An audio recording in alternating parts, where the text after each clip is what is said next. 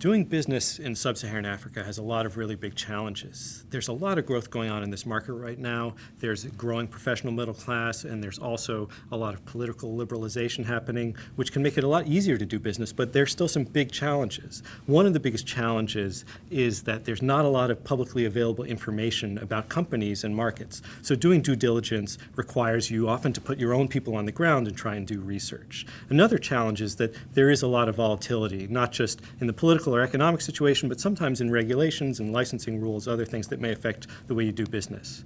Now, we've done research at Dalberg with the Initiative for Global Development in conjunction with a network of CEOs in Africa and the United States called the Frontier 100 to try and figure out how these African companies, which are often multinational within Africa, have been able to solve the problem. The answer is business-to-business partnerships. And the challenge of these partnerships is that they can take a lot of time to create, and you may not be able to rely on the same legal mechanisms that you would in advanced economies because the enforceability of contracts and the strength of the legal system is just not the same as what you might have in the United States or in Europe. So how do you get through this? Well, one of the most important things to take into account that we found in our interviews with CEOs and others is time. Time, because you need to do a lot of the due diligence yourself, and you need to cultivate the relationships.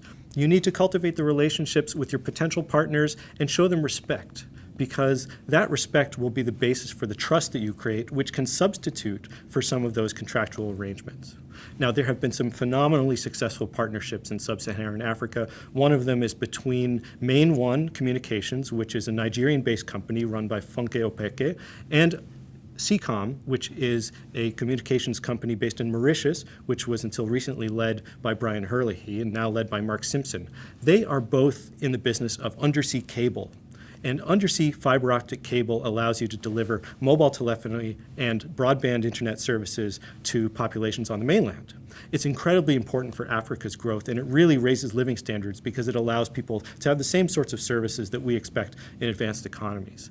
And what they were able to do was sound each other out, really investigate the market together, and eventually create a partnership that would ring the entire African continent with fiber optic undersea cable, which has amazing possibilities for linking together businesses and people across the continent. But they had to do it in a way that respected their mutual priorities as businesses, that respected the fact that they were coming from two very different legal environments, and that they would have to create mechanisms within their relationship that would act in lieu of a contract, because doing business across borders is not as easy as you might like it to be in Sub-Saharan Africa.